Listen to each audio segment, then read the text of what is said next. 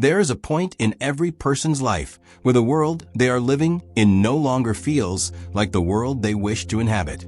A restlessness stirs beneath the surface of ordinary days, whispering of possibilities beyond the visible and realities that seem too extraordinary to be true. This restlessness is what has given rise to the language of quantum leaping. Though the term may sound like the vocabulary of scientists working with particle accelerators or physicists charting subatomic behavior, it has been adopted into the realm of human growth and spiritual transformation as a metaphor for sudden, radical change. Yet beneath the glittering surface of mystical promise, the principles are surprisingly practical. Quantum leaping is not magic, but the disciplined alignment of thought, feeling, and action with an already existing version of the self. To understand this idea, it is necessary to begin with the concept of multiple realities. Quantum physics suggests that, on the most fundamental level of existence, reality is not a singular, fixed stage on which we act. Instead, it is a layered spectrum of potential outcomes, each vibrating at its own unique frequency. Within this perspective, there is not one single version of you, but infinite versions, each inhabiting a slightly different timeline, each defined by the thoughts, beliefs, and energies they embody. The wealthier you, the healthier you, the more confident you, the more fulfilled you, they all exist, suspended in the web of possibility. The act of quantum leaping is the conscious decision to step into one of these alternative versions, not by force or external restructuring, but by shifting your internal frequency to match the reality you wish to experience. Frequency is the essential key. Just as a radio cannot pick up a station without being tuned to the correct frequency, you cannot experience the reality of your dream self unless you tune yourself to her energy. The universe does not listen to words, declarations, or affirmations spoken with no conviction. It listens to the resonance of your thoughts and emotions. Every thought generates a vibration. Every belief sends a signal. Every feeling radiates like a wave into the invisible field of energy that surrounds and permeates all existence. When these waves are aligned with scarcity, fear, or doubt, they harmonize with realities that mirror such states. When they are aligned with abundance, love, confidence, and peace, they attract experiences that match those qualities. This is not abstract poetry. It is the fundamental mechanism of resonance, as immutable in the realm of consciousness as it is in sound or light. The critical mistake many make is assuming that shifting frequency is enough, as though one could sit in a meditative pose, imagine wealth, and find their bank account filled overnight. But quantum leaping is not about escaping effort or responsibility. Instead, it is about cultivating the alignment that naturally gives rise to inspired action. When you hold the frequency of your desired self, you do not passively wait for the world to change. You begin to perceive opportunities, impulses, and nudges that were previously invisible to you. The action that follows is not the strained, over-analyzed effort of someone scrambling to control outcomes. It is the graceful movement of someone being carried by a current they have finally learned to swim with. You no longer exhaust yourself with how, but allow the frequency itself to guide you toward the correct how. Consider the example of someone desiring abundance. If they sit in the frequency of scarcity, they will constantly analyze, overplan, and exhaust themselves with strategies that rarely succeed, because their actions are contaminated by the vibration of lack. But if they embody abundance, if they feel wealthy, believe in receiving, and normalize success, they will suddenly feel compelled to take actions that were once unimaginable. They might stumble upon a creative solution, a new business idea, or a collaboration that feels effortless. This is inspired action, arising directly from frequency alignment.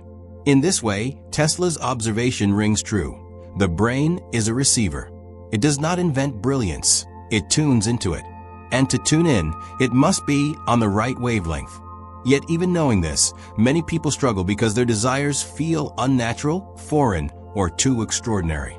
They imagine a future self so distant from their current state that the mind rebels, whispering, "That is not for you. That cannot happen." This is why the process of normalization is indispensable. To quantum leap, the desired reality must feel ordinary, not idolized, not unreachable, not overwhelming, but as natural and inevitable as breathing. Until wealth feels like a natural state, it will remain elusive. Until love feels safe and expected, it will slip away. Until health feels embedded in your identity, it will feel like a fight. The art of quantum leaping is not to worship the desire as a god on a pedestal, but to bring it down to earth, to hold it in your hands until it feels like just another day in the life you are meant to live. Normalization unfolds in two powerful ways. The first is through imagination. Visualization is often dismissed as child's play or delusion, but neuroscience demonstrates that the mind does not distinguish sharply between the vividly imagined and the physically real. Muscles grow stronger when athletes visualize training. Fear surges when we watch horror films. Tears flow when we immerse ourselves in fictional tragedies. If the mind cannot tell the difference, then we can create new memories of realities we have not yet lived, rehearsing them until they feel as natural as our past. Imagine walking through the home you desire, not as a guest awestruck by beauty, but as the owner casually adjusting a lamp. Imagine receiving the paycheck of your dreams, not with disbelief, but with calm acknowledgement. Imagine love, not as a miracle, but as a daily presence. Over time, the imagined becomes familiar, and what is familiar becomes real. The second method of normalization is to shift your environment and points of reference. If every friend you have is perpetually broke, then wealth feels abnormal. If every piece of content you consume portrays unhealthy lifestyles, then fitness feels unattainable. But if you place yourself in circles where success, health, and love are the baseline, your subconscious adjusts, demanding that you rise to meet what it now perceives as ordinary. Step into spaces where your desires are not exceptional but expected. Visit the luxury store not to purchase, but to feel. Walk the neighborhood you wish to live in. Surround yourself with examples of what you want until it no longer feels like fantasy, but like the obvious trajectory of your own life. Normalization does not erase effort. It makes effort sustainable. The extraordinary becomes ordinary, the miraculous becomes mundane, and suddenly, stepping into the new reality feels less like a leap and more like the next logical step. This is the true mechanism of quantum leaping. Not to summon miracles from a void, but to shift perception, energy, and action until the once impossible feels inevitable. Every leap, no matter how bold, is ultimately tethered to the invisible anchor of belief. It does not matter how vividly you imagine, how often you affirm, or how long you meditate. If deep within, you do not believe the shift is possible, then the bridge between realities collapses. Belief is the gateway through which all transformation must pass. You cannot leap into the life of a millionaire if every fiber of your being insists that you are undeserving or incapable. You cannot step into radiant health if the body and mind still cling to the identity of sickness. Quantum leaping requires more than surface-level wishing. It demands that belief be stretched, trained, and reinforced until it can support the weight of a new self. But here lies the challenge. Many desires stretch far beyond what feels believable. To dream of shifting from a cramped apartment to a sprawling estate, from paycheck to paycheck to unshakable wealth, from loneliness to soul-deep partnership, it can feel like climbing a mountain in one impossible stride. The mind rebels, whispering, "Not for you. Not now. Maybe for someone else." The gap between where you stand and where you want to be feels so immense that it paralyzes you before you even begin. This is why the concept of the ladder becomes essential. Rather than hurling yourself toward the farthest peak, you climb step by step, each rung a believable reality that brings you closer to the horizon. The ladder approach does not mean settling for less. It means building the strength to carry more. A person earning $1,000 a month may not genuinely believe in their bones that $1 million a month is within reach. But they may believe in 10,000. That belief feels possible, something they can embody without resistance. And when they climb to 10,000, they can then stretch into 50, into 100, into the unimaginable sum that once felt like fantasy. The same applies to health.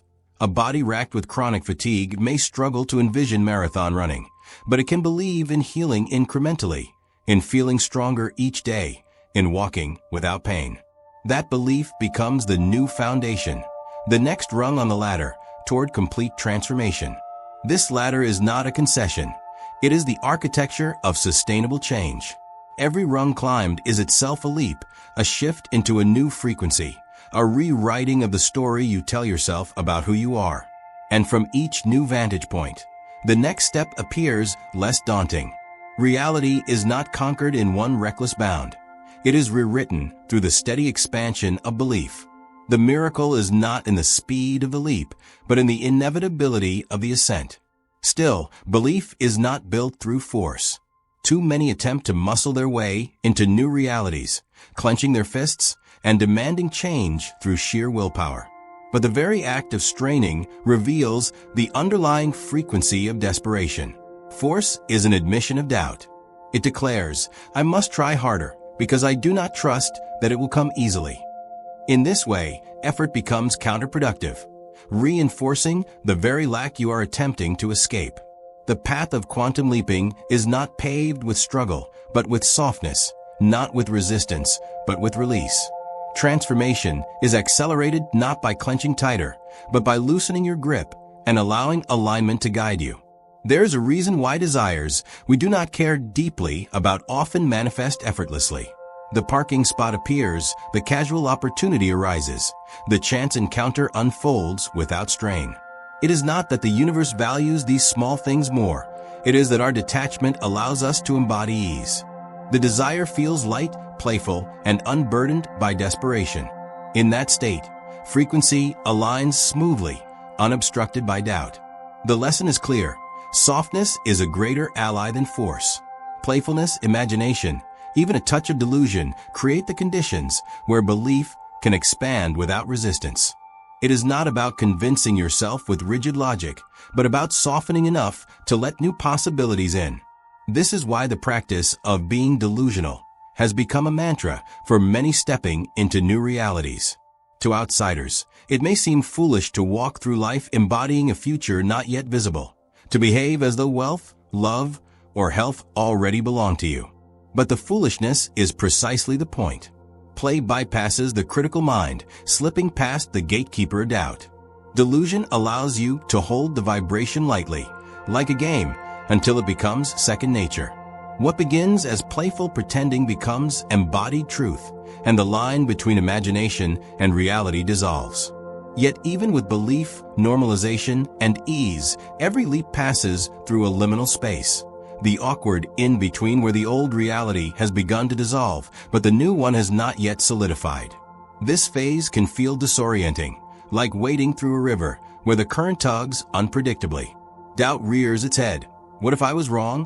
What if nothing changes? The temptation arises to return to the familiar shore, to retreat into the safety of the old frequency. But this in-between is not failure. It is the natural turbulence of transition.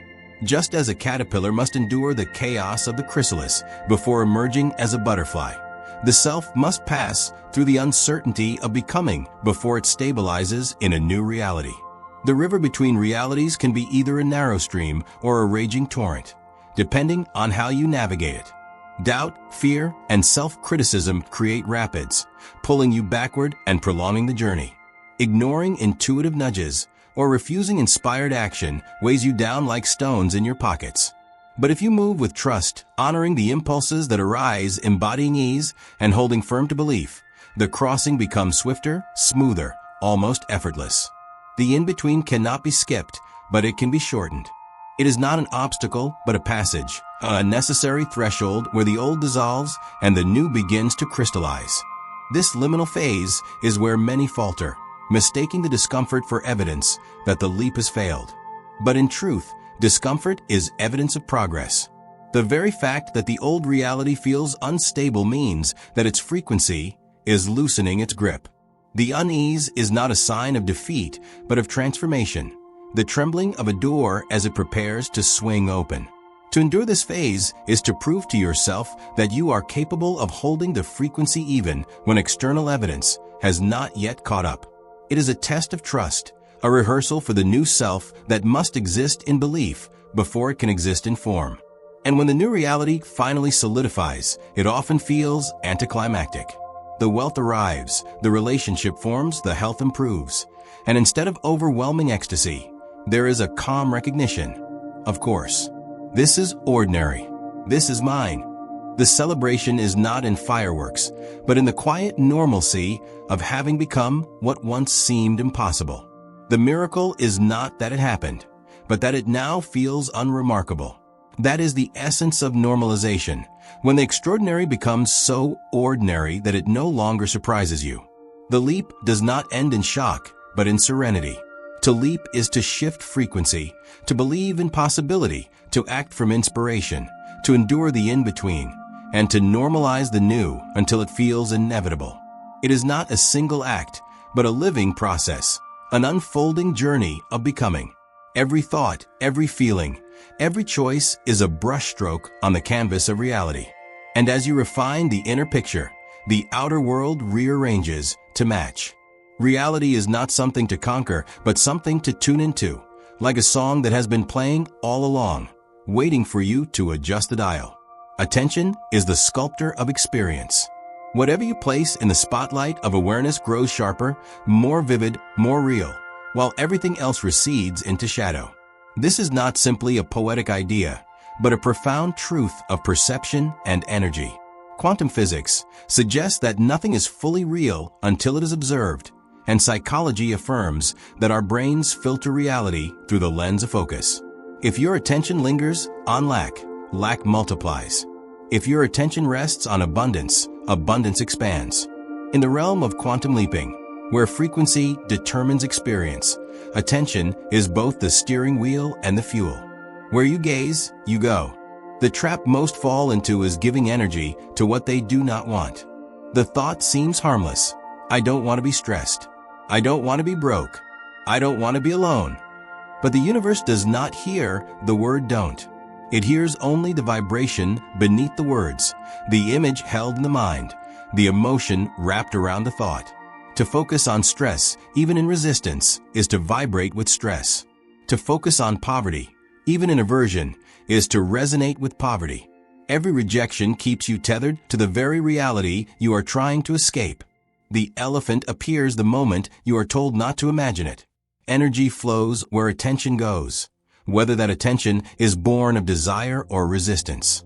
The shift begins when you redirect attention from the negative to the positive, from rejection to embodiment.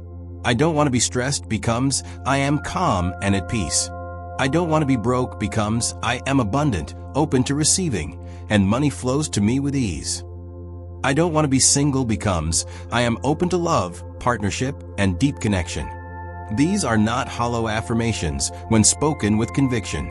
They are new frequencies, new channels chosen from the infinite spectrum of reality.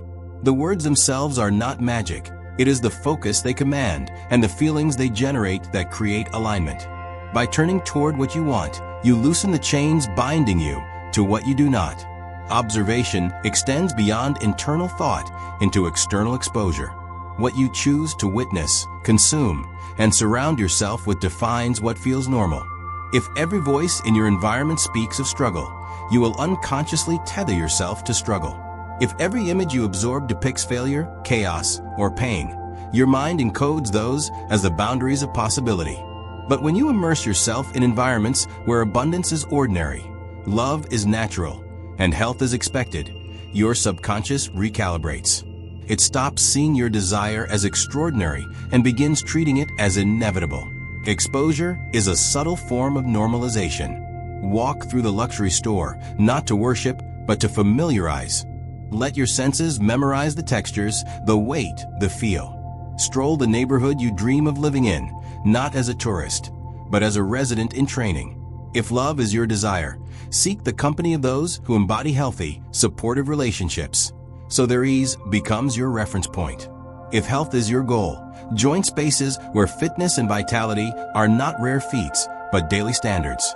The more your eyes and body encounter your desired reality, the less alien it feels. You are teaching your nervous system that this is safe, natural, expected. And what is expected is what is allowed. Consider how quickly the mind adjusts to new surroundings. A person who once marveled at a new job, a new apartment, or a new relationship often finds that within weeks, the marvel fades and normalcy takes its place. The extraordinary shrinks into the ordinary through repetition.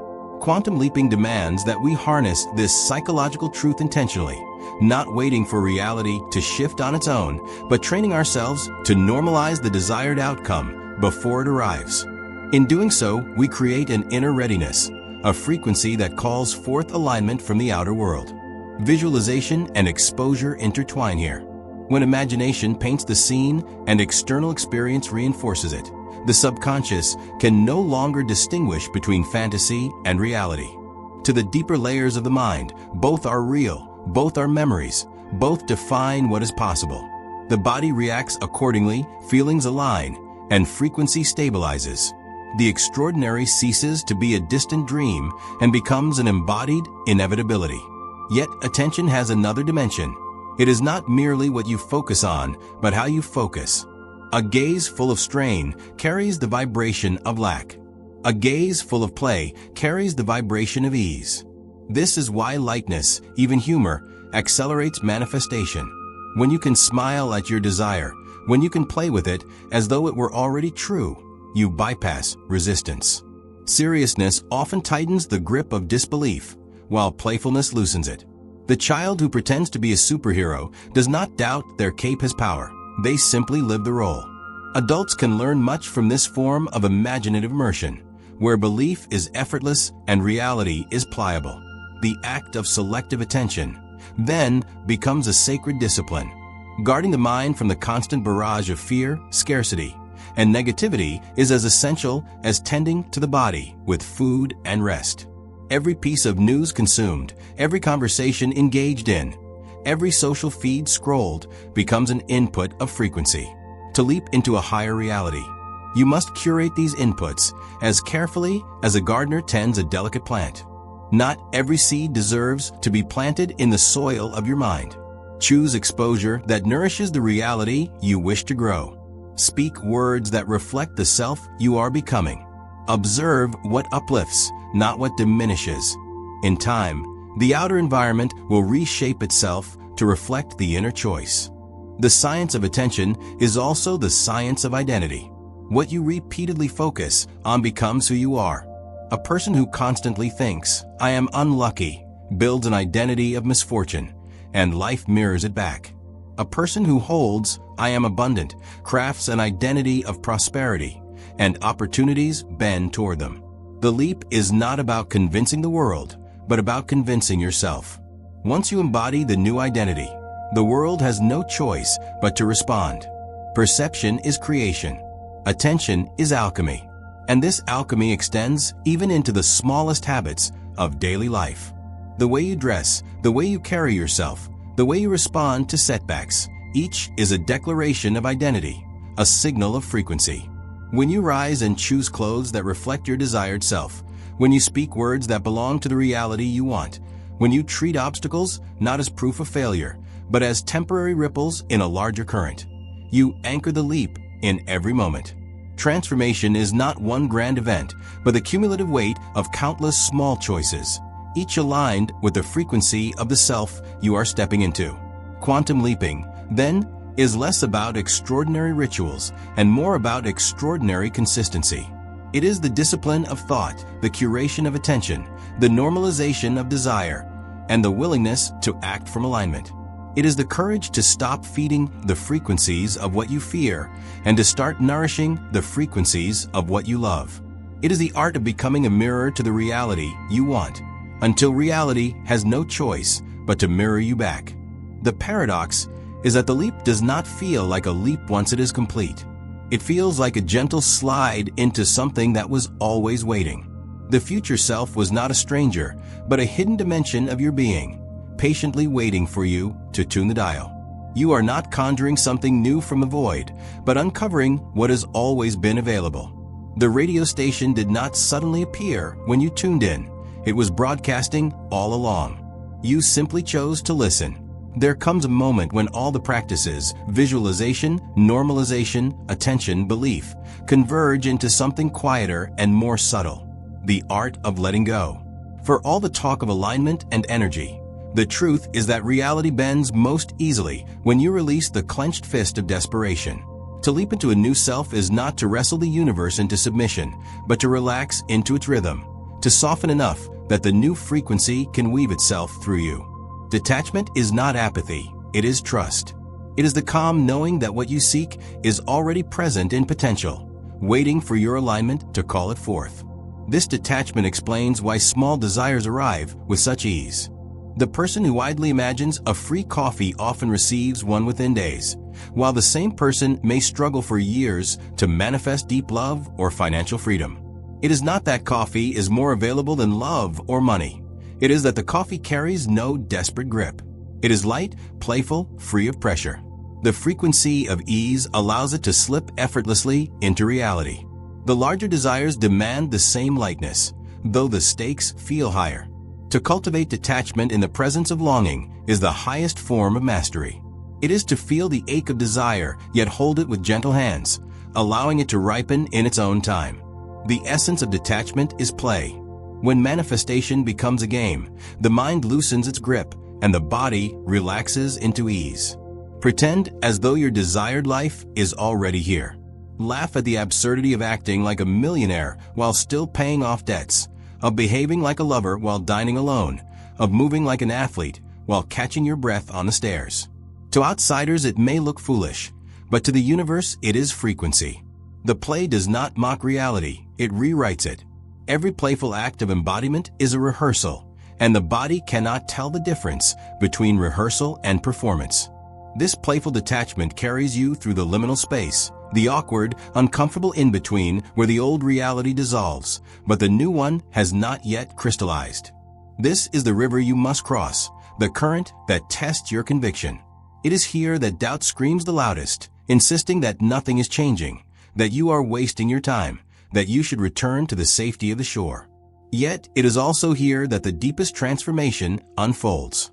For when you choose to hold the frequency in the absence of evidence, you prove to yourself that the frequency is real. You anchor it not in external validation, but in internal certainty. The river phase is rarely comfortable. It may feel as though doors are closing, opportunities are slipping, relationships are unraveling. But what is truly happening is the dismantling of the old identity. The universe is clearing space, pruning branches, creating the conditions for new growth. The discomfort is not punishment but preparation, the shedding of what cannot survive in the new reality. To resist this process is to prolong the crossing. To surrender to it is to move swiftly into the new. Imagine a sculptor chiseling away at a block of marble. To the untrained eye, it may appear that the stone is being destroyed. But the sculptor knows that each strike reveals the form hidden within.